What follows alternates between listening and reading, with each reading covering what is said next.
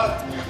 فحماية أمن المجتمع وسلمه والدفاع عن حدود البلاد مسؤولية وطنية وأخلاقية وإنسانية تقع على عاتق الجميع. لأجل أن